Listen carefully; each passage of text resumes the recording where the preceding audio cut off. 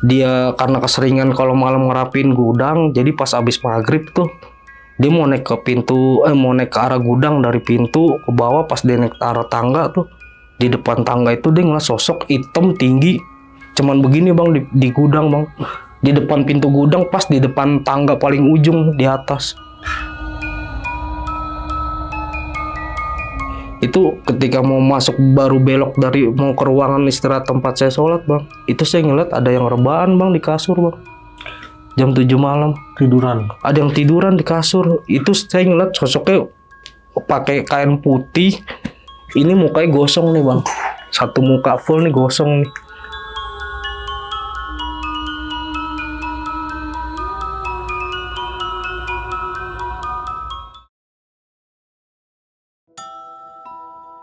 Assalamualaikum warahmatullahi wabarakatuh. Balik lagi di channel Kisah Tengah Malam bareng gue Viko Fugara. Dan seperti biasa malam kali ini gue menghadirkan narasumber lagi nih yang bakal menceritakan pengalaman horornya ketika beliau bekerja di sebuah minimarket di daerah Jakarta Pusat.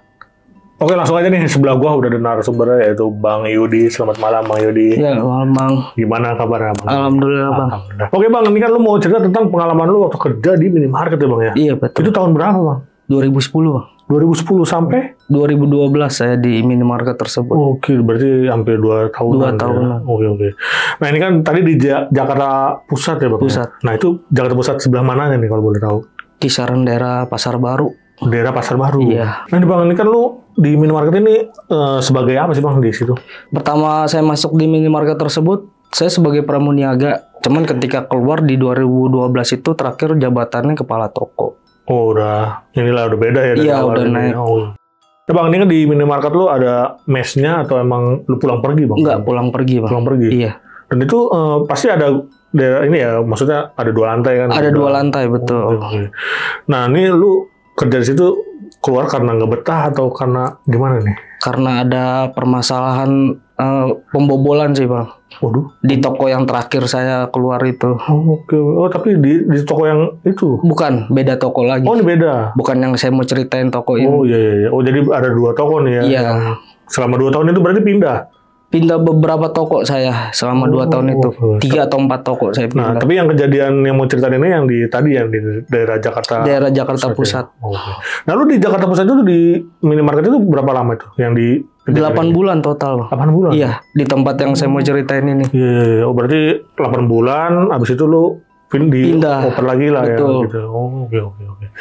Nah Bang, ini kan di minimarket bisa kita bilang inilah ya horor nih yang di tempat lu ini. Nah yang ngalamin kejadian ini lu doang atau hampir semua personil toko bang? Pernah ngalamin masing-masing. Gangguannya beda-beda atau sama? Beda-beda betul. Gila, berarti emang ini ya Bang ya maksudnya. Bang, kalau saya rasa sih horor sih itu tempat. Beda sama toko-toko yang pernah saya tempatin yang lain-lain. Iya, lu kan apalagi udah pindah-pindah ke toko. Iya, udah pindah toko. Semua betul. toko, tapi yang serem di sini aja nih. Betul, di situ doang saya ngerasain. Ya udah kita tahan dulu nih Bang nih ceritanya. Iya Bang. Nah, bagi kalian yang penasaran dengan ceritanya Bang Yudi nih, simak terus sampai habis, jangan di skip-skip. Dan sebelum mulai gue mau ngingetin nih buat kalian, bagi kalian nih yang pengen ngirim cerita bisa langsung klik link WhatsApp yang ada di deskripsi di bawahnya. Dan satu lagi nih buat kalian yang udah nonton tapi belum subscribe, langsung aja klik tombol subscribe sekarang agar kita makin semangat memberikan asupan-asupan horor ke kalian. Oke, nggak usah lama-lama lagi, Kisah Tengah Malam dimulai.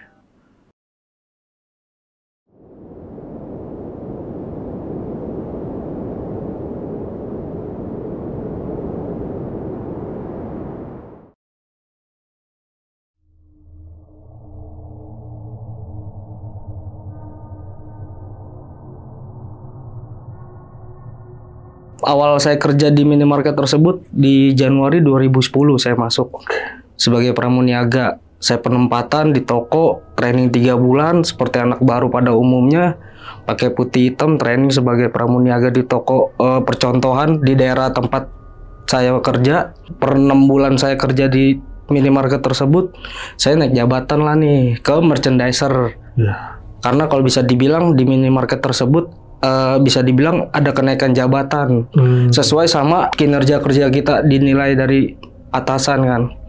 Nah akhirnya saya dipindahin nih ke toko tersebut nih yang ada di daerah Pasar Baru Jakarta Pusat. Saya sebagai merchandiser di sana. Saya masuk toko ke sana. Di sana itu posisi ada personil 7 orang sama saya. Satu kepala toko itu perempuan, asisten kepala toko itu perempuan juga. Saya merchandiser. Nah, 3 orang ini pemegang sip yang punya kendali untuk megang uang di brankas. Terus yang tahu kode alarm brankas. Kodenya itu dia sama pemegang kunci, pemegang shift. Nah, kalau saya bisa jelasin, toko yang mau saya ceritain ini, tokonya itu bisa dibilang seperti toko lama sih, Bang. Udah bangunan lama. Iya, dari segi bangunan lama, terus dari struktur tempatnya pun memang lama sih. Susunan dari raknya, karena kan kalau minimarket yang baru-baru ini raknya pendek-pendek, Bang, rata-rata. Setiap shelving-shelvingnya. Nah, kalau di minimarket tempat yang saya mau ceritain ini tuh memang raknya tuh agak berjauhan jaraknya. Model lama. Iya, model lama tinggi-tinggi raknya. Nah, karena pada saat itu kan kalau di tahun 2010 itu minimarket nggak ada lagu-lagu, Bang. Nggak ada kayak LED TV itu iklan-iklan belum ada. Jadi memang keadaannya ya memang normal gitu aja, sunyi. Nah, saya nih 3 orang pemegang shift, ada kasir 2 sama pramuniaga 2. Total 7 orang. Satu shift itu masuk 3 orang. Shift 1, shift 2. 1 orang setiap hari ada libur. Nah, saya masuk ke sana, awalnya sih saya ngeliat keadaan toko seperti itu ya, saya sih nggak masalah. Karena kan memang niat saya kerja kan. Saya datang ke sana, saya lihat keadaan toko. Nah, kalau saya bisa gambarin, selain toko yang area tokonya ini bangunan lama, ketika saya masuk ke gudang itu ada 4 anak tangga. Jadi kita buka pintu nih menuju ke gudang, ada 4 anak tangga. Di sini kamar mandi, terus ada tangga lagi agak ke atas langsung di lantai 2. Nah, ketika mau ke lantai 2 itu, pintu pertama itu pintu gudang. Nah, pintu gudang lumayan besar, belok ke kiri ada 3 ruangan lagi, 1 ruangan besar, sama di seberangnya itu ada 2 ruangan kecil. Nah, ruangan kecil ini ruang tempat istirahat karyawan biasanya buat pertukaran shift. Istirahatnya pada di situ. Nah, sebelahnya lagi ada ruang brankas. Nah, untuk ruangan yang besar ini nih, kalau saya lihat itu ketika pertama kali saya masuk, pintunya disilang X, Bang. Ditandain. Iya, jadi pintu ketutup, terus dipantek silang X gitu sama kayu. Nggak boleh kebuka? Di kusen nih. Jadi, ditutup lagi. Iya, ditutup. Ya, awal ketika saya ngeliat keadaan seperti itu sih biasa aja. Cuman berjalan saya kerja di sana selama 1 bulan, nggak ada problem apa-apa, nggak ada kendala atau nggak ada gangguan. Saya oke-oke aja. Nah, ketika berjalan itu setelah 1 bulan 2 hari. Nah, posisi pertama kali saya ngerasa gangguan itu ketika saya mau sholat maghrib, Bang.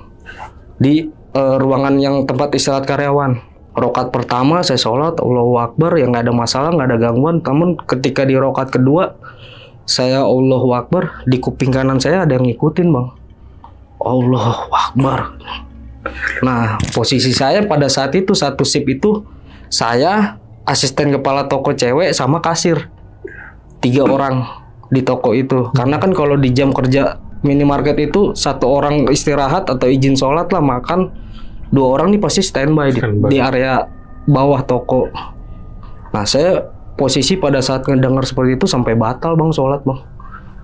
Karena saya berpikirnya, lah di toko saya cowok sendiri, karyawan, nggak ada temen yang lain atau siapapun, nggak ada. Karena kan shift 2 udah pulang, jam 5 atau setengah 6 mereka udah pada pulang biasanya. Akhirnya saya turun ke bawah. Nah, saya cerita ke asisten kepala toko saya tanya, gue tadi ngerasa sholat lagi diganggu. Diganggu kenapa? Ya kayak ada yang ngikutin, kata dia. Lah, kayak ada yang ngikutin, kata dia. Emang gimana suaranya? Iya, pas Allahu Akbar, Allahu Akbar. Itu ketika saya batal, saya ngeyakinin diri 5 menit, Bang, buat mastiin sekitar tuh memang nggak ada apa-apa. Akhirnya saya beraniin diri, saya sholat ulang, Bang. Akhirnya alhamdulillah sih sampai selesai sholat maghrib. Nah, di esok harinya saya cerita sama kepala toko, karena kan masuk pagi kan. Bu, kemarin saya sholat maghrib diganggu. Ganggu gimana, Bang? Iya, pas lagi Allahu Akbar, rakaat kedua ada yang ngikutin. Lah, masa iya, kata dia. Lah, emang benar, Bu, kata dia. Pantesan, kata dia. Lah, kok pantesan, emang kenapa, Bu? Enggak, saya juga pernah diganggu, kata dia. Lah, Ibu pernah diganggu juga, saya gituin kan, Bang. Iya, pernah diganggu. Diganggunya gimana, Bu? Ya ketika sholat isya, pas sujud terakhir itu pala dia kayak beradu, Bang. di ruangan tempat istirahat tersebut. Padahal kalau saya bisa gambarin sedikit bang, ruangan tempat istirahat itu cuman ada kasur, lantai, terus di sebelah kiri ada lemari lumayan tinggi 1,5 meter sama meja. Nah di depannya itu ya udah kosong. Jadi ketika sajadah sholat itu arahnya samping kasur persis. Nah jauh sama tembok sama apapun jauh.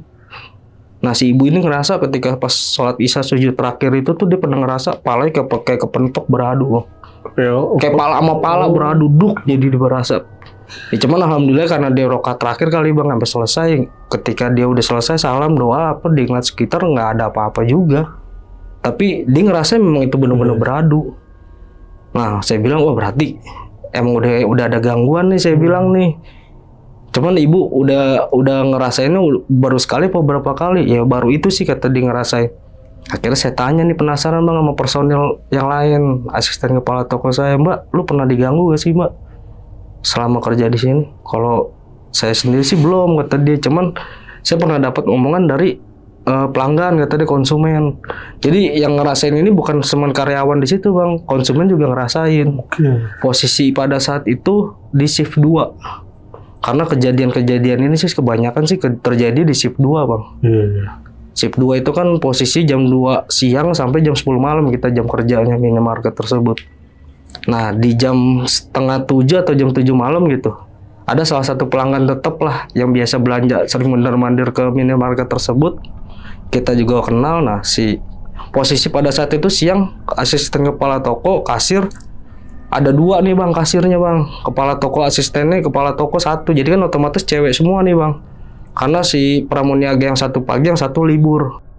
Nah, yang 1 kasir ini nge-backup buat area toko, buat ngisi-ngisi barang segala macem. Karena dia lumayan senior. Nah, si pelanggan tersebut datang. Biasa kan kalau pelanggan ke toko, misalkan mau izin ke kamar mandi, pasti bilang bang. Iya. Mbak, saya mau numpang izin ke kamar mandi. Oh iya silakan bu, masuk aja. Buka pintu gudang juga udah nggak jauh kamar mandi. Diarahin seperti itu bang sama si asisten kepala toko saya. Dia masuk lah bang ke dalam. Ketika masuk ke dalam itu pas buka pintu si pelanggan sama anak kecil nih bang bawa anaknya gitu. Karena yang mau buang air kecil kan anaknya. Dia nganterin anaknya ke dalam buka pintu gudang. Itu dia ngeliat kayak ada sosok pegawai minimarket tersebut lagi duduk bang di 4 anak tangga tersebut. Tapi posisi yang dilihat itu sosoknya cowok. Nah karena dia berpikirnya itu salah satu karyawan di toko tersebut, dia ngomong, Mas saya mau numpang ke kamar mandi. Cuman ditunjuk doang pakai tangan kiri. Karena posisinya kan sebelah kan, tunjuk begini lah. Si ibu nganterin ke kamar mandi, selesai kurang lebih nggak nyampe 3 atau sampai 4 menit lah. Selesai, si ibu balik lagi. Si sosok tersebut masih ada bang di tangga. Masih duduk di situ. Masih duduk di situ, cuman mainin kardus aja gini. Megangin kardus. Cuman emang tatapannya cuman satu arah doang, nggak ngeliat si ibunya. Si ibunya ngomong, permisi mas. Diem aja. Nah pas si ibunya keluar, yang namanya pelanggan mungkin ngerasa kok gue dicuekin, mungkin begitu kali. Biasanya kan ramah-ramah nih personil minimarket tersebut kan karena udah pada kenal. Dia komplain bang ke asisten kepala toko saya, Mbak itu si mas yang di belakang kok saya tegur begitu aja sih kata dia. Responnya, lah emang kenapa bu? Iya saya minta bilang permisi ke kamar mandi cuma nunjuk pakai tangan kiri doang. Nah si asisten kepala toko ini saya mikir, lah yang si ibu lihat siapa nih? Dia berpikir gitu karena si ibu ngomong si cowok. Karyawan cowoknya kok begitu sih mbak yang di dalam. Nah karena si asisten kepala toko ini nggak mau bikin pelanggan takut, oh iya bu nanti saya bilangin ke anaknya gitu. Nah akhirnya pulang lah tuh si ibu. Nah si ibunya pulang, asisten kepala toko saya buka pintu gudang nggak ada siapa-siapa bang. Nah akhirnya dia cerita tuh besokannya, bang ketika briefing nih pas pertukaran shift kemarin diganggu pelanggan begini-begini kan, tadi ceritain ngelihat sosok ada duduk di 4 anak tangga ini di gudang. Nah akhirnya saya punya inisiatif nih bang, karena kan setiap saya kalau misalkan megang shift, saya ketika mau naik ke atas mau ngambil duit receh di brankas tuh, pandangan saya teralihinnya tuh fokusnya ke yang pintu X tersebut itu mulu bang. Yang ditutup tadi? Iya yang ditutup itu, makanya saya coba inisiatif nih ketika briefing. Saya ngomong, bu gimana mungkin apa ada pengaruh sama salah satu ruangan yang ditutup itu bu, saya gituin kan. Lah maksudnya gimana ya, kalau menurut saya sih saya risih ketika setiap ke atas mau istirahat, mau ke ruangan istirahat lah, mau sholat atau mau ngambil uang ke brankas, selalu pandangannya nengoknya ke arah kiri, ke ruangan tersebut. Gimana kalau ruangan tersebut saya buka Bu, saya bongkar, saya bersihin, saya sapuin. Ya kalau saya sih nggak mau Bang, kata kepala toko saya nih. Kalau saya sih nggak mau Bang, ya kan. Cuman kalau emang abang mau nggak masalah, kata deh. Abang aja sendiri, karena dia manggil saya kan abang-abang aja kepala toko saya kan. Ya udah Bu, kalau emang ibu nggak mau atau nggak ada yang mau bantuin nggak apa-apa, saya sendiri, saya bilang. Yang penting ibu izinin aja saya ngebuka itu tempat, ruangan, terus saya bersihin. Akhirnya saya dikasih izin nih Bang. Posisi itu pada saat itu kan sore, masih jam 3. Saya diizinin, saya minta waktu 1 jam buat ngebersihin ruangan tersebut. Saya buka lah nih yang silang X tersebut, kayu, saya buka pakai palu. Saya buka, nah pintu di posisi pada saat itu kunci, saya minta sama kepala toko kunci, saya buka. Itu ketika saya buka tuh ruangan pengap Bang. Ruangan besar, kotor, lembab. Karena bisa dibilang tuh udah tahunan sih nggak dibuka Bang. Dari sebelum si kepala toko saya ada di toko itu emang udah begitu keadaan ruangan Bang. Udah sekitar 8 tahunan dia ada di situ. 8 tahun tuh nggak dibuka? Iya katanya, dari orang-orang yang lama lah katanya yang pernah ada di toko tersebut. Jadi emang udah 8 tahunan nggak pernah dibuka kan. Makanya keadaan ruangannya parah. Cuman ketika saya buka ruangan tersebut kan gelap nih, nggak ada lampu Bang. Saya terfokus sama satu cahaya di ruangan ujung. Nah ternyata cahaya itu dari kamar mandi. Cuman udah nggak ada pintunya kamar mandi kan. Ketika saya masuk, itu saya ngeliat kamar mandi yang orang buat tiduran Bang, kamar mandi bathtub. Berarti kamar mandi lumayan besar memang Bang. Itu lembab segala macam. Akhirnya saya sapuin, saya bersihin. Ternyata isi-isi di dalam barang tersebut ada kardus yang nggak kepake. Terus ada bekas-bekas rak yang udah rusak, peralatan-peralatan toko lah pokoknya yang udah nggak terpakai ditaruh di situ. Akhirnya saya singkirin, saya susun rapi di sebelah kiri, saya sapu, saya pel, termasuk kamar mandi saya bersihin tuh Bang. Nah ketika udah saya bersihin, keadaan bersih, itu pintu nggak saya tutup lagi Bang. Jadi saya biarin terbuka karena kan posisi pintu dia di ruangan yang besar itu kan ada di ujung. Jadi kalau misalkan orang mau ke sana ya paling cuman kayak karyawan cuman buat nyapu ngepel doang, jadi nggak dipakai buat yang lain-lain. Dari setelah saya bongkar ruangan tersebut, 2 hari kemudian saya dilihatin sosok Bang. Ketika saya masuk siang, kasir saya lagi kekurangan uang receh, jadi dia manggil saya, Pak mau tukar uang nih sekitar 2 jutaan katanya. Jadi saya ambilin uang nih, yang uang 10 ribuan, 20 ribuan, 5 ribuan di berangkas. Saya ambil dari kasir, saya ke atas nih, karena posisi toko di bawah lumayan agak ramai pengunjungnya. Saya ke atas, saya buka berangkas, terus saya ngeliat sekelebatan Bang, lari, itu lari dari ruangan ujung ke bawah tangga, tapi kayak bunyi dok, saya bunyi kayak begitu Bang, kayak suara berisik iya. Saya ngeliat sekelebatan doang hitam, pas saya ngeliat wah ini apaan, saya bilang, udah saya nggak mau banyak ngomong, saya tutup berangkas, saya turun Bang. Nah pas saya ke bawah ternyata teman saya nanya, itu yang berisik apaan sih, kata dia di gudang. Lah emang ibu dengar saya gitu nggak? Dengar, kata dia. Lah mungkin apa yang tadi berisik itu saya lihat kali, saya gituin. Emang lihat apa Bang? Ya saya ngeliat sosok sekelebatan hitam sih turun. Iya itu bunyi kayak gas sama gas 3 kilo beradu gitu di anak tangga sama galon. Karena kan kalau galon yang 4 anak tangga itu separuh tangganya buat naruh galon sama gas 3 kilo disusun. Bunyi berisiknya kedengaran sampai keluar Bang. Nah udah berjalan sekitar 1 minggu dari kejadian tersebut. Nah saya dapat personil baru nih Bang. Ternyata saya berjalan kerja 2 bulan mau ke 3 bulan lah di situ. Ada personil tambahan 1 nih cowok, namanya Ilham. Nah dia masih pakai putih hitam.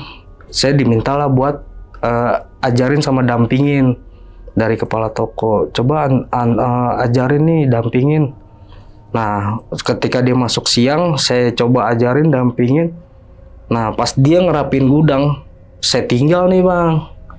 Lu di sini nggak apa-apa kan, aman kan, saya gitu. Aman Bang, kata dia. Ya udah lu kerjain aja apa yang disuruh. Iya Bang, akhirnya saya turun nih ke bawah, saya kerjain kerjaan saya yang lain.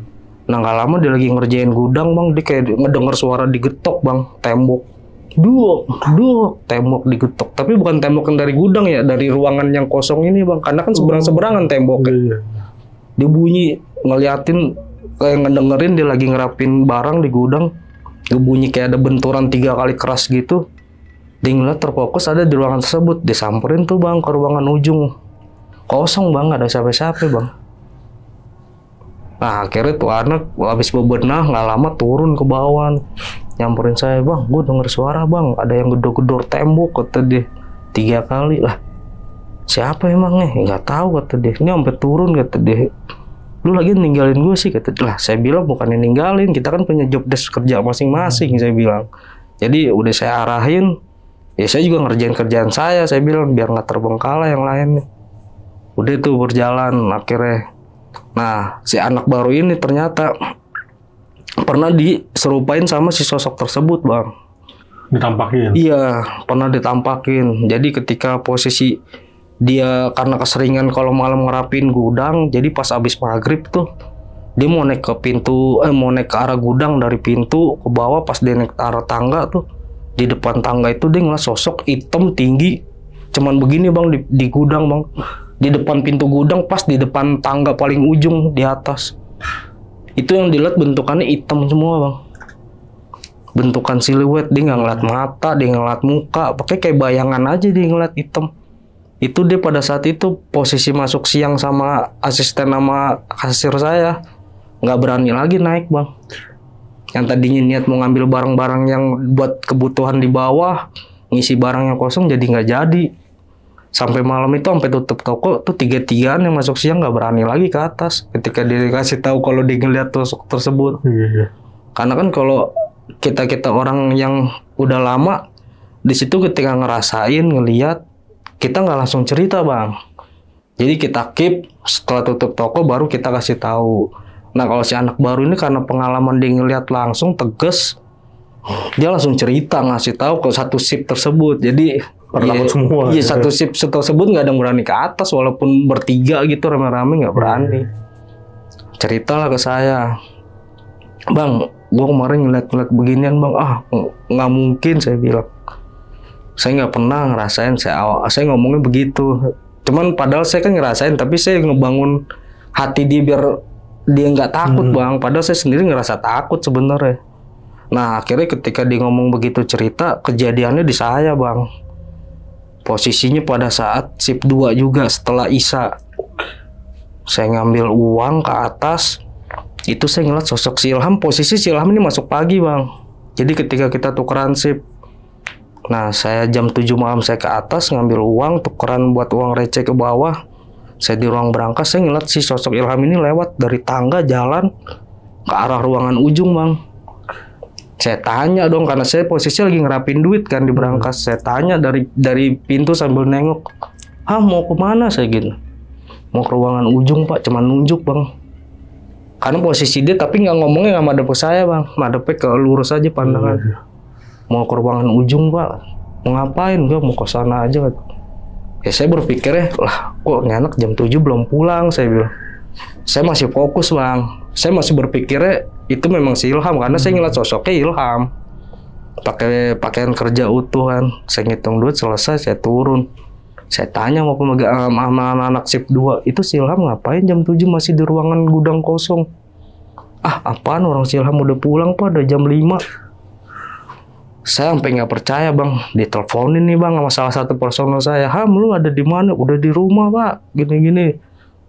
Itu saya tahu dia udah di rumah dari jam berapa pulang dari toko, dari jam 5. Itu langsung badan saya sekujur tubuh sakit bang. Saya sakit 3 hari itu. Badan saya panas, meriang, saya rasain setelah saya tahu.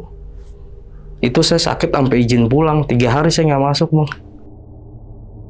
3 hari itu ternyata pas di malam hari pertama saya sakit, saya dimimpin bang. Mimpi apa tuh? Sama si sosok yang hitam tinggi tersebut. Oh, yang ditampakin tadi ya? Iya, yang nampakin ke anak baru itu. Saya dimimpin. Dia tuh ngomong di mimpi saya, dia ngajak ke ruangan saya, ngajak saya ke ruangan yang gudang kosong saya bersihin tersebut. Dia tiba-tiba ada pada nama saya, tapi tiba-tiba ada di ujung tembok sambil nempel begitu. Dia ngomong, ngapain kamu ganggu tempat saya, kata dia. kamu udah mengusik tempat saya, kamu bakal ngerasain terus begini, kata dia. Nah setelah itu saya kaget, kebangun bang. Nah saya nggak tahu yang maksud perkataan dia akan terus begini tuh saya sakitnya atau ngerasain diganggunya, saya nggak tahu. Ya alhamdulillahnya ketika saya 3 hari sakit, ada dikasih air segala macam, doain lah sama tetangga atau ustadz, sembuh nih bang. Nah ketika saya sembuh, saya ada rasa trauma. Jadi saya posisinya itu ketika saya dapat shift siang, saya minta tukar ke pagi sama kepala toko selama 1 minggu. Jadi saya nggak berani masuk siang dulu tuh selama 1 minggu. Nah ketumpuannya sama si anak-anak baru atau yang personil lain diganggunya. Nah personil lain itu diganggunya ketika habis maghrib dia masuk ke kamar mandi. Itu kamar mandi posisinya kan yang pintunya bulat nih bang, buat ngebuka. Kalau misalkan dia ngunci dari luar nggak bisa, kunci slotnya ada di dalam. Nah posisi di kunci slot dia ngebuka nih kagak bisa nih bang, tapi keran tetap bunyi. Karena dia pikir mau ke kamar mandi, dia mikirnya wah ini mungkin pelanggan atau konsumen kali nih. Karena dia ngeliat personel toko ada di toko semua. Ditungguin 15 menit, 10 menit, 15 menit sampai setengah jam ditungguin bang. Dibuka lagi ternyata kosong bang. Dia cuma ngedenger suara air itu berarti. Tapi airnya mati. Airnya masih nyala bang. Konsep nyala. Nyala. Hampir luber-luber itu. Padahal sebelumnya dia nyoba sebelum dia nunggu 30 menit itu dia nyoba buka. Dikunci. Kayak kekunci. Ngebuka lagi kayak kekunci. Berkali-kali. Akhirnya dia nunggu di tangga 4 anak tangga tersebut. Setelah setengah jam nunggu kok nggak keluar-keluar nih orang. Coba deh dibuka lagi, kebuka bang pintunya bang. Padahal yang saya tahu itu pintu kagak macet. Iya. Pegangannya. Jadi dia ngerasa ketika dia mau buka kayak dikunci dari dalam. Yang dilihat cuman air luber-luber aja diganggunya. Nah ketika berjalan 1 minggu saya udah masuk pagi, saya beraniin diri nih bang masuk siang. Nah paginya saya dapat lagi tambahan personil baru cowok. Jadi total personil saya ada 9, anak barunya 2 nih, si Ilham sama sebut aja 1 si A lah. Si A tersebut. Nah dia kelihatan orangnya agak berani nih bang si A. Jadi kalau ngerapin gudang apa, wah semangat. Cuman ya itu mereka salahnya ketika ngerapin gudang kebanyakan di habis jam maghrib. Karena kalau saya pribadi yang saya buat ngerapin gudang, saya pasti ngerasa ngerapinnya tuh di jam sore bang. Nggak berani saya di habis maghrib. Karena gangguan-gangguannya tuh di jam-jam segitu lumayan bang. Banyak. Hari pertama berjalan di ngerapin gudang, sampai berjalan seminggu nggak diganggu bang. Anak baru ini si A, saya bilang lu nggak pernah ngerasain gangguan apa-apa? Nggak pernah pak. Wah syukur deh, alhamdulillah saya bilang. Nah tiba-tiba dia setelah 1 minggu berjalan, dia masuk siang lagi tersebut nih dia masuk pas dia ngerapin gudang itu di gudang tuh kayak barang-barang tuh sekitaran tuh kayak jatuh sendiri bang. Jadi di posisi udah ngerapin barang nih di gudang udah disusun. Nah pas dia balik badan tuh barang ngejatuh sendiri bang ternyata. Padahal kalau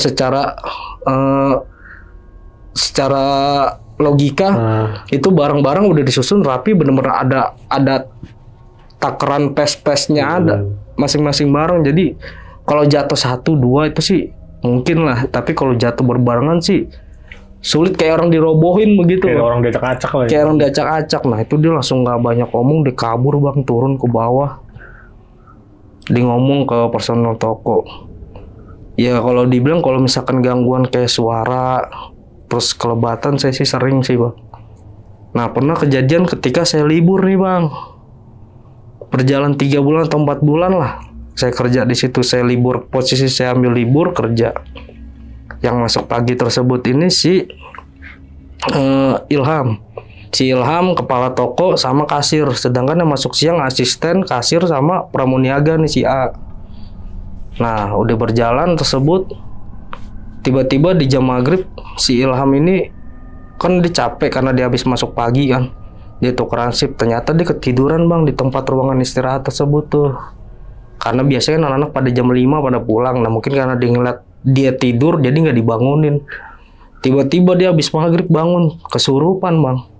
Dia tuh ngerasa ketika dia bangun tidur itu badan dia kayak ditindiin, kayak ngerasa ditindih, tiba-tiba udah dia nggak sadar, ngeblank.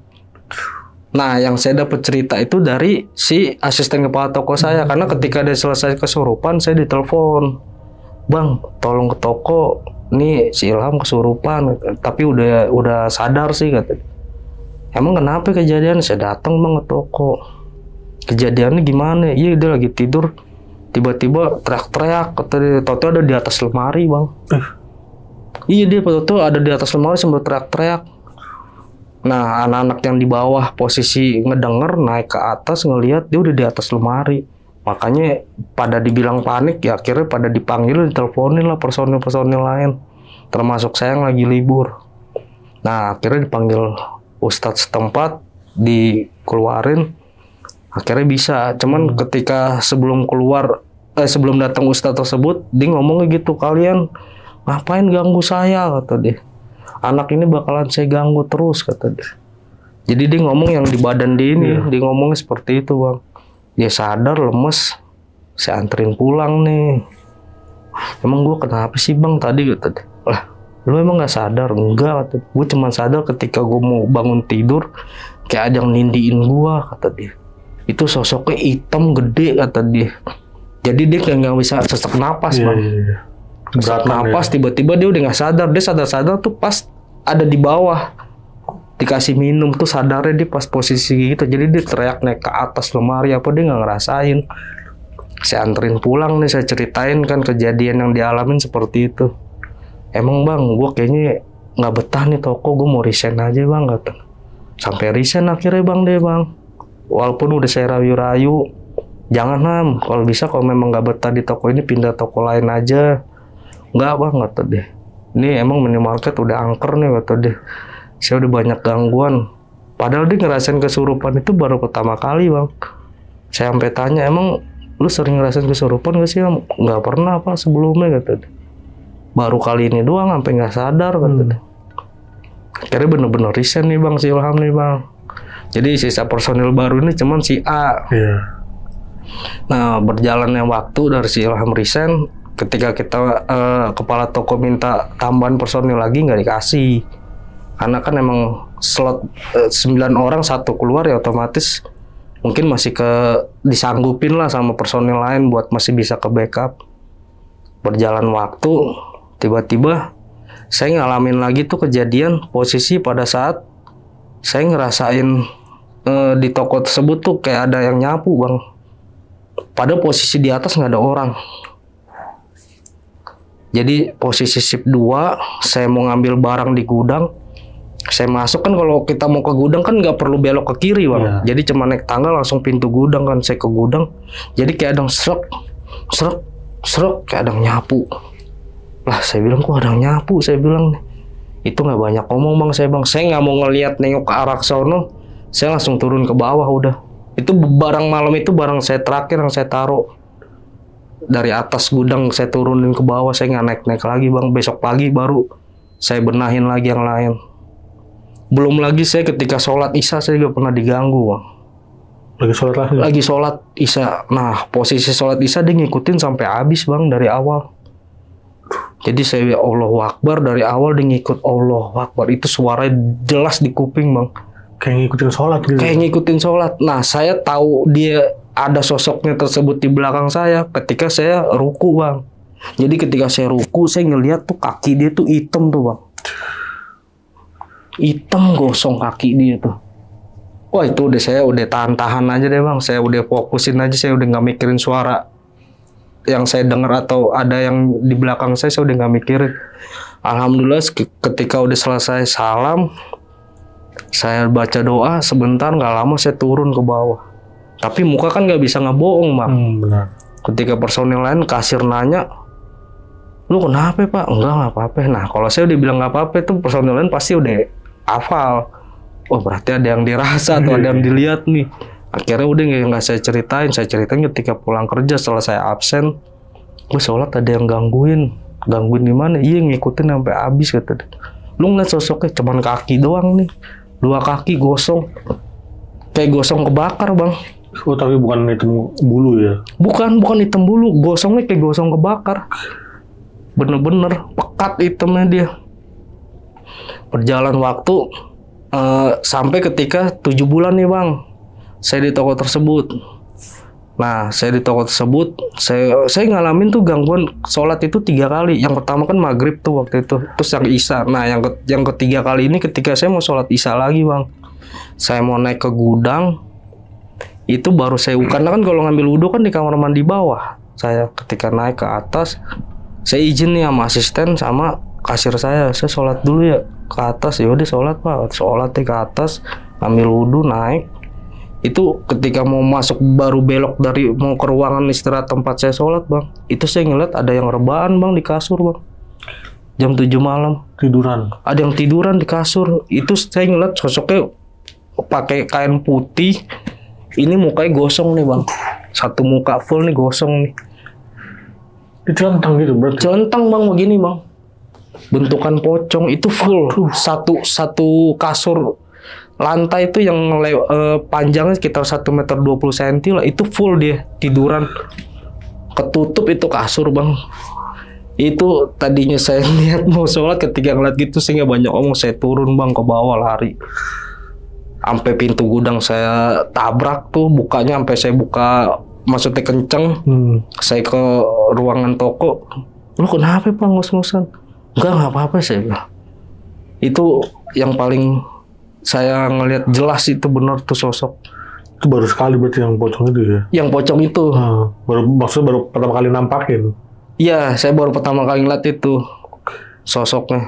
Udah akhirnya saya punya inisiatif lagi nih bang, ketika pada saat ngalamin banyak gangguan, dari saya gangguan, terus pegawai baru dari si A gangguan, si Ilham sampai resign, kepala toko saya diganggu juga, sampai asisten kepala toko. Jadi masing-masing udah ada gangguan nih bang, ngerasain.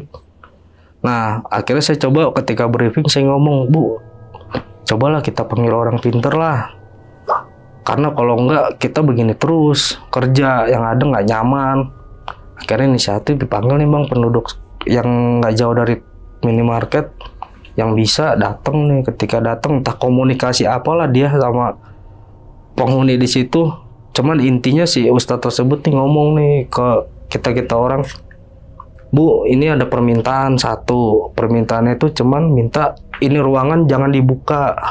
Oh, yang biasa itu tadi? Yang ruangan saya buka itu, ini ruangan kenapa dibuka? Dia nggak mau dibuka. Dia permintaannya mau ditutup lagi bang. Akhirnya kita rembukin satu toko. Terus kita ada bahasa ke orang pintar tersebut, kalau misalkan pintu ini kita tutup, apa gangguannya bakalan hilang? Insya Allah sih nggak bakalan ganggu lagi, kata si ustadz tersebut sih begitu. Akhirnya cobalah, ya udah bang, kan kamu nih yang buka, kamu lagi yang nutup kata dia. Akhirnya saya bersihin lagi nih bang, sapu pel sebelum saya tutup lagi nih pintunya bang. Saya tutup, saya kunci, saya pantek ulang bang. Itu bekas, iya bekas kayu yang kemarin dipantek saya buka tuh kan belum masih ada, belum saya buang. Saya pantek lagi pakai kayu itu bang. Saya pantek sama persis silang X kayak pertama kali belum dibuka. Berjalanlah tuh waktu sehari 2 hari sampai seminggu, nggak ada lagi gangguan bang. Aman bang. Dari yang gangguan kayak suara, terus langkah lah, kelebatan lah, yang lagi sholat lah, atau yang di gudang yang mukul tembok lah, itu udah nggak ada bang. Alhamdulillah. Sampai saya akhirnya naik jabatan jadi asisten kepala toko. Saya pindah ke toko lain. Bentar, tadi ada suara cewek ya? Iya. Gitu ya? Gua suara lu. Cewek. Kayak di sini suara kayak di belakang kamu anjing. Kerekam aja. Kok tadi sih dengar? Kayak gitu ya. Anjing. Merinding gue sialan. Nah, akhirnya sampai pada saat pintu itu tersebut ditutup, nggak ada gangguan segala macam. Akhirnya saya dipindahin nih bang ketika naik jabatan. Jadi asisten kepala toko di daerah Juanda, minimarket di daerah Juanda, itu cuma 3 bulan, langsung naik jabatan kepala toko bang. Akhirnya saya pindah toko lagi bang, karena ada toko baru yang mau dibuka, minimarket nih, di daerah Gondang Dia. Nah itu saya di sana jadi kepala toko, baru berjalan 4 bulan, akhirnya ada kasus pembobolan sama anak buah saya sendiri. Yang di toko baru? Toko baru tersebut. Nah, posisinya saya kepala toko, dia itu merchandiser, pemegang shift juga. Jadi pada bulan Agustus 2012 mungkin kalau orang daerah Gondang dia tahu, mungkin tahu tuh kisahnya sih. Itu benar-benar nyata. Dia posisi saya 2 hari Lebaran kedua bang itu. Jadi Lebaran hari pertama, hari kedua itu kejadian pembobolan toko tersebut. Jadi masuk siang bareng sama saya. Posisi saya siang itu sakit. Karena badan emang lagi meriang, saya paksain masuk kerja. Cuman kan kalau badan nggak enak sama kepala sakit nggak bisa ngebohong bang. Akhirnya saya izin nih ke dia nih, ke pemegang shift satu lagi merchandiser, ke si pelaku lah saya bilang. Namanya kan Hakim, Kim tolong nih Kim bantuin pegang shift. Saya mau izin tidur dulu sejam lah buat abis minum obat kan biar badan agak enakan. Iya pak. Nah ternyata posisi ketika malam pada saat itu saya tidur dimanfaatin sama dia bang. Kunci berangkas kan ada 2 biji, satu dipotek sama dia. Saya nggak sadar ketika tutup toko dia ngasih kunci ke saya. Otomatis saya kantongin langsung. Aman semuanya Kim, aman pak, nggak ada apa-apa, nggak ada kendala. Udah akhirnya saya pasang alarm, pintu alarm, CCTV kan tetap manteng tuh 24 jam. Nah besokan paginya ketika saya masuk toko, saya buka pintu, itu alarmnya nggak bunyi bang. Karena kan malam saya mau tinggal, saya setting nih alarm nih kodenya. Jadi kalau pintu kita buka bunyi 30 detik nih, saya masukin kode buat matiin alarm biar nggak bunyi. Saya bingung kok nih alarm nggak bunyi. Alarm nggak bunyi, posisinya saya ngeliat mesin pendingin minuman tuh mepet kerak. Seharusnya kan ada di tembok. Dia mepet kerak. Saya lihat nih, ternyata udah kotak segini bang, bolong tembok. Dari tembok? Iya dari tembok dia ngebobol. Nah akhirnya saya punya inisiatif, wah nih toko dibobol. Saya coba nih mau ngecek CCTV.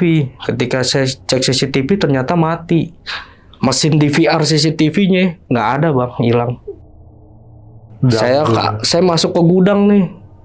Posisi masuk ke gudang itu saya berangkas udah kebuka lebar.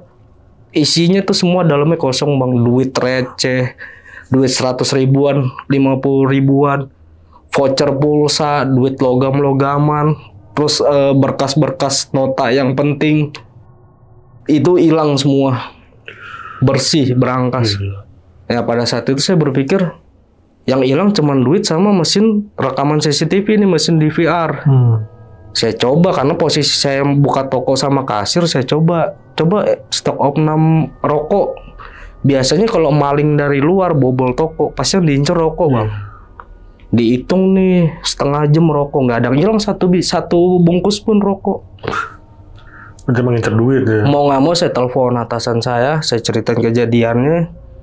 Pada saat itu akhirnya datang atasan saya nih ngecek toko segala macam. Akhirnya saya disuruh buat laporan BAP ke polsek setempat lah. Perjalannya proses dari pagi jam 8 pagi sampai jam 2 malam saya disuruh ngaku bang. Sama pihak dari yang inilah ngepres saya lah ibaratnya. Dari pihak kepolisian karena saya bisa dibilang saya ini pemegang kunci, pemegang shift. Tahu kode alarm toko, saya tahu mesin DVR letaknya di mana, saya tahu kode berangkas. Jadi dia berdasarkan itu dia tuduhannya. Nah, dilihat juga lubang kecil itu saya dicoba masuk bang ke dalam. Nah, karena posisi si pelaku sama saya badannya sama-sama kecil. Nah, ketika kejadian udah bikin BAP, saya kumpulin nih personel, saya teleponin satu-satu. Nah, si pelaku ini ternyata di hari tersebut dia emang udah jauh-jauh hari cuti. Nah, di hari tersebut tuh mulai dia cutinya. Cuti mau nikah. Tapi di perjalanan saya telepon, ada kejadian toko dibobol, dia datang, personel lengkap lah kumpul nih. Nggak ada berkurang satu pun. Saya tanya satu persatu, nggak ada yang ngaku. Sampai akhirnya saya pasang badan. Nah, ketika di jam 2 pagi, dari jam 8 pagi sampai jam 2 dini hari proses, saya di BAP tuh disuruh ngaku, saya nggak ngaku bang, karena memang bukan saya pelakunya kan. Berjalannya waktu, akhirnya dikasih jalan. Ada salah satu polisi lah, bisa dibilang emang yang baik lah orangnya. Dia ngomong ke saya, kalau memang bukan kamu pelakunya, menurut kamu siapa? Kata dia. Saya akhirnya inisiatif, punya pemikiran, saya ada rasa curiga ke siapa? Ke si hakim, saya bilang. Kenapa kamu curiga ke dia? Saya ceritain. Saya curiga ke dia ada 4 pak unsurnya. Ke satu dia pemegang SIP. Tahu mesin letak mesin DVR, tahu kode alarm toko, tahu kode berangkas. Dan dia juga penanggung jawab berangkas juga, saya bilang. Kedua, dia mau nikah. Ketiga, dia izin cuti. Nah, keempat, dia orang yang pertama kali masuk toko tersebut sebelum saya. Jadi selisih 3 hari bang. Dia 3 hari dulu penempatan situ, baru saya tuh masuk ke situ, ke toko tersebut. Akhirnya diproses lah. Ada gak orangnya tersebut? Di depan ada, dipanggil 15 menit ngaku bang. Sama polisi kalau dia pelaku tunggal. Dan barang bukti uang yang diambil itu masih utuh, ada di kosan. Masih disimpan di satu kotak sepatu full. Total tuh 48 juta uang. Dan mesin DVR-nya CCTV itu dibuang di Kali Istiqlal bang. Waduh. Jam 3 pagi suruh nyebur dia. Suruh ngambil. Sama polisi suruh ngambil. Tapi dapat mesin CCTV-nya. Masih dapat aja. Masih, cuman posisi pasti udah rusak bang, kerendam. Nah, sampai berjalan proses di persidangan, dia kena putusan 2 tahun 3 bulan. Saya sebagai saksi di persidangan. Nah, setelah itu ya saya ngerasa ya pihak minimarket perusahaan udah nggak berpihak ke saya sih ketika saya posisi pada saat itu. Jadi seakan-akan kayak menyalahkan kelalaian saya. Padahal mah kalau emang orang mau berbuat jahat kan ngambil celah sedikit pun bisa. Benar-benar. Paling itu sih bang yang pengalaman saya bang. Jadi keluar gara-gara. Saya keluar gara-gara kasus itu sih. Ya karena mungkin dituduh. Jadi mengundurkan diri saya. Iya benar-benar. Kacau juga sih. Oke, berarti nih bang yang di pertama nih, yang tadi kan yang banyak terornya bang ya, di toko yang pertama ya bang ya. Nah itu kan sebelum dibuka nih pintu yang tadi ditutup, itu kan emang sering ada penampakan ya? Ya kayak diganggu suara sih bang. Berarti kan emang dari awal tuh emang setan udah ngeganggu. Udah ngeganggu, dibuka, kan? Betul. Cuman belum nampakin, kayak baru suara kayak lagi saya lagi sholat nih, dia ngikutin tapi kedengerannya suara nih. Saya belum melihat fisik. Baru suara, Allahu Akbar. Terus si ibu kepala toko saya ketika lagi sholat juga palanya kayak beradu kan ketika sujud terakhir kan tuh. Tapi nah berarti pas puncaknya pas ketika dibuka baru. Ketika dibuka kayak nampakin terus. Betul. Gitu. Dan itu yang dominan kayak sosok hitam ya bang. Hitam kayak bukan hitam bulu tapi hitam kebakar ya. Gitu. Hitam kebakar mah. Nah ini lu tahu nggak bang nih sebelum minimarket ini beroperasi apa dulu ada kejadian kebakaran atau gimana? Nah karena kalau yang saya tahu kan ini minimarket, kejadian toko tersebut ini kan gak jauh dari pemukiman saya nih bang. Saya tinggal paling kurang 5 menit sampai 8 menit lah saya jalan dari rumah saya sampai ke minimarket tersebut. Yang saya tahu sih minimarket tersebut dulunya fungsinya memang kayak supermarket besar. Jadi dia sebenarnya bangunannya itu 3 lantai bang. 3 lantai. Jadi karena cuman disewanya lantai 1, lantai 2, jadi lantai 3 nggak kepake. Kosong. Jadi kalau bisa dibilang pas lantai 2 itu perbatasan tangga lantai 2 mau ke 3 ditutup papan doang. Papannya tapi tebel sih bang. Jadi kalau kita buka begini doang tuh 2 tangan nggak bisa kebuka. Mungkin beberapa orang baru bisa ngangkat. Tapi maksudnya nggak ada ini ya kejadian apapun dulu ya? Dulu itu pernah kejadian supermarket besar jual elektronik di tahun 98 kena kerusuhan bang, penjarahan. Kena pembakaran sih yang saya tahu. Di gedung ini? Di gedung tersebut. Dan kemungkinan besar ya tadi yang sosok kayak kebakar itu. Iya, kalau saya sih bisa berpikirnya. Bisa apa sih namanya, bisa nyatu juga nih ya. Iya, karena posisi tahun 98 itu kerusuhan besar-besaran itu saya sih memang masih kecil, cuman saya tahu rame-ramenya sih bang. Saya masih SD itu posisi 98. Gila sih. Bahkan tadi aja lagi sholat aja diganggu bang. Dan itu karena emang ruangan tersebut dibuka ya tadi ya? Dibuka, betul. Padahal sebelumnya juga pas masih ditutup banyak juga ganggu. Tapi berupa ini aja bang, kayak suara. Suara-suara. Oke. Nah, pas dibuka nih bang, maksudnya kan tadi banyak yang lihat juga ya, kayak sekelebat. Sekelebat. Nah, yang dilihat sama teman-teman abang sama nggak sih sosok si gosong ini nih? Si hitam itu bang. Si hitam itu. Intensitasnya tinggi memang. Dari dia gangguin di depan tangga, terus yang dia kayak mukulin tembok, terus yang dia lari itu sekelebat saya lagi di berangkas dia lari ke bawah sampai suara gas beradu tuh berisik sama galon. Oh, itu si sosok intensitasnya sih si hitam itu sih bang. Gila. Tapi pas dibuka nih kan dibuka nih sama abang ya. Sebelumnya ada larangan nggak sih, maksudnya lu jangan dibuka ini nih, ntar ada begini. Kalau larangan sih nggak ada sih bang. Nggak Cuman ada. Si kepala toko ini ketika saya minta izin buat ngebuka dan dibersihin, dia ngomongnya ya saya sih nggak mau ikut campur bang, kata dia. Maksudnya saya nggak mau ngebantu karena yang dia tahu ya posisi ketika dia masuk ke toko tersebut ya keadaan ruangan tersebut udah seperti itu.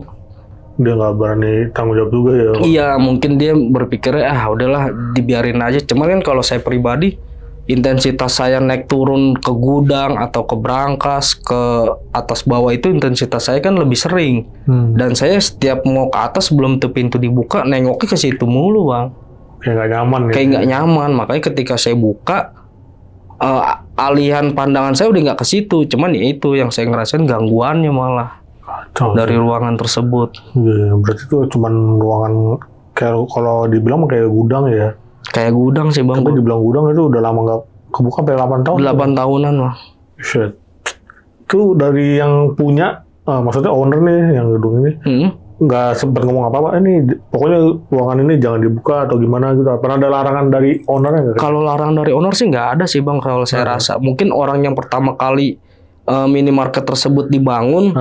Ketika setahun 2 tahun berjalan mungkin masih diaktif dipakai sih bang, karena kalau ngelihat isi dalam itu banyak rak-rak yang udah rusak disimpan di situ, terus kayak apa besi-besi paralon apa semua disimpannya di situ, pernah ada itu di dalam itu di situ posisi, berarti kan saya berpikirnya mungkin pernah dipakai, terus dia entah ngerasa ada apa masalah apa yang dia rasain, akhirnya ditutup dipantek akhirnya. Kacau juga sih kalau sampai itu berarti emang dulunya beroperasi ya. Beroperasi di ruangan dipakai. itu ya, dan ditutup permanen mungkin dulunya itu pernah ada kejadian juga mungkin pernah ada kejadian sih bang. Ditutup. Cuman saya nggak dapat cerita jelasnya dari kepala toko saya ini. Oke. Nah bang tadi kan juga yang terakhir tuh ngeliat sosok pocong ya bang ya, Iya, tiduran lagi tiduran di ruangan itu. Nah yang lihat pocong ini lu doang atau? Saya doang bang. Abang doang? Kalau yang lain belum pernah ngelihat. Itu di jam habis sholat isya, mau menuju isya sih itu. Jam 7 hampir setengah 8-an lah. Gila sih. Kejadian. Itu bener-bener tiduran bang, full. Baru pertama kali di situ ya, nampakin ya. Kacau. Tapi itu ada sangkut pautnya nggak sama ruangan yang tadi nggak boleh dibuka? Kira-kira ya menurut abang? Kalau menurut saya sih ada sih bang. Karena sebelumnya kalau misalkan kayak gangguan suara, ya saya sih nggak masalah sih. Tapi kalau udah ketika kejadian pintu dibuka itu gangguannya kan udah mulai tuh bang. Dan si sosok tersebut ketika dimimpi sama masuk ke badan teman saya tuh si Ilham, omongannya sama bang, kalian bakalan saya ganggu terus, bakalan akan ngerasain terus begini katanya. Tapi dia nggak ngasih tau yang kenapa, maksudnya kenapa dia mau gangguin kalian gitu maksudnya? Ya dia sih mungkin karena nggak nyaman tempat dia dibuka. Tapi dia nggak ngasih tahu tentang tempat ini. Kalian udah nggak buka tempat ini atau gimana gitu enggak? Oh enggak. Ini baru ini aja, maksudnya asumsi kan? Asumsi bang. Iya. Ya tapi menurut kita juga pasti kan emang dari ngaruh dari situ sih. Iya betul. Karena emang sebelum dibuka nggak ada kejadian yang parah begitu. Gila sih. Dan untungnya aja itu si sosok pocong ini baru sekali aja nih. Baru sekali bang. Kesini udah nggak ada. Enggak. Gimana tuh kalau malam-malam lagi mau itu sampai saya batal bang, nggak jadi sholat bang. Saya sholat di rumah akhirnya nunggu pulang kerja. Melihat sosok tersebut. Berarti ini gedungnya masih 3 lantai. Gedungnya 3 lantai, cuman yang digunain lantai 1 lantai 2 iya. Itu kalau dibuka lagi lebih. Wah mungkin kalau itu dibuka lagi lebih ini lagi. Kacau lagi kali mungkin ya. Apalagi satu ruangan gede pasti di atas ya. Betul. Kalau itu dibuka mungkin satu ruangan gede kosong itu. Itu belum dibuka aja. Tokonya masih ada nggak sampai sekarang bang? Sampai sekarang masih ada bang. Masih beroperasi? Masih aktif dan masih minimarket yang sama bang. Pernah dengar cerita lagi nggak dari orang-orang? Nah saya pernah ke toko tersebut nih, masuk ke dalam posisi susunan barang atau rak-raknya tinggi-tingginya tuh masih sama untuk area tokonya ya. Iya. Tapi saya nggak masuk ke gudang, Bang. Belum pernah. Maksudnya yang kerja di situ cerita-cerita nggak ke abang kayak misalkan iya di sini juga. Oh enggak sih. Gitu, nggak ada. Saya nggak Bukan nanya nanya juga ya. Takutnya kalau misalkan saya bilang lah, kok tahu gini-gini, malah ntar mereka juga yang tadi nggak tahu atau nggak ngerasain jadi parno. ada kan, parno, ya. ada rasa Iya, takut sih. Gokil kacau juga tuh berarti emang bangunan zaman lama lah ya. Iya betul, bangunan lama itu. Dan masih beroperasi sampai sekarang dan dulu malah itu kayak supermarket ya Bang ya. Kayak tadi supermarket besar jualan alat elektronik gitu kayak TV, kulkas, mesin cuci. ya. Sempat ada penjarahan ya. Betul, di tahun 98 itu penjara besar-besaran. Nah, Kena gedung juga tersebut ya. kena. Gila sih. Ya mungkin yang tadi sosok yang gosong itu mungkin bisa jadi dulu ada korban jiwa. Iya betul, Kita nggak tahu mungkin ya. nggak Bang. Nah mungkin ya itulah pokoknya ada sangkut pautnya juga mungkin Bang. Oke Bang, tadi kan yang pintu ditutup nih, yang di atas nih udah kata lu kan 8 tahunan ya. Nah itu pertama kali yang nutup pintu itu siapa sih Bang? Orang yang pertama kali di toko tersebut Bang, si ibu kepala toko saya ini nggak tahu. Oh, Karena kan kalau di minimarket itu satu tahun atau 6 bulan itu pergantian personilnya, Iya, rollingannya iya, sih cepet sih Bang. jadi ganti-ganti orang Iya, terus mungkin ya. si ibu ini tahu orang yang nutup pintu tersebut orang pertama kali, cuman dia nggak tahu si orangnya ini siapa atau penyebabnya karena apa. Iya benar-benar. Jadi nggak tahu tujuan apa. Iya, ya. tujuannya apa. Jadi biasa sih kalau kepala toko dia kan ada tanggung jawab lebih, jadi cuman dipesenin sama ketika pergantian kepala toko dia cuma dipesenin, ini jangan dibuka, ini jangan dibuka mungkin kali. Iya, Kalau saya sih berpikirnya seperti itu, makanya ketika saya minta izin Bu, saya mau bersihin, saya buka. Oh saya sih nggak mau tanggung jawab Bang, cuman saya nggak tahu apa-apa. Maksudnya kalau emang abang mau bersihin, ya silahkan. Cuman saya nggak mau ikut campur, maksudnya begitu kan dia bahasa. Berarti dia kayak bahasanya kayak gitu, kayak tahu sesuatu ya. Iya kayak tahu sesuatu yang dia keep mungkin kali. Tapi nggak dikasih tahu. Nggak dikasih tahu. Tahu juga tuh mungkin mungkin juga dia tahu nih dulu nih bukan apa. Cuman Mungkin dia sih. nggak mau ngomong mungkin. Betul. Ya. Karena emang satu yang pertama biar nggak pegawai-pegawai situ nggak ada yang takut. Iya. Dan nggak dikasih tahu aja udah pada takut gimana kalau dikasih tahu. Mungkin pada mikirnya yang aneh-aneh kali ya. Oke, itu dia tadi cerita dari Bang Yudi nih mengenai pekerjaannya sewaktu di minimarket ya Bang ya di daerah Jakarta Pusat. Iya. Dan itu Abang berlangsung 7 bulan 8 bulanan. 8 bulan di toko tersebut. Dan pindah ke toko lain malah ada kasus yang tadi pembobolan dan akhirnya berhenti ya Bang. Berhenti Bang. Oke. Dan ini Bang Yudi terima kasih banyak nih. Ya sama-sama Udah Bang Viko. cerita di kisah tengah malam yang sangat luar biasa. Dan sebelum closing nih, gue mau ngingetin lagi buat kalian yang pengen bercerita juga nih seperti Bang Yudi di sini, bisa langsung klik link WhatsApp yang ada di deskripsi di bawah ini. Oke, segitu dulu. Gue Viko pamit undur diri dan Bang Yudi juga pamit undur diri. Wassalamualaikum warahmatullahi wabarakatuh.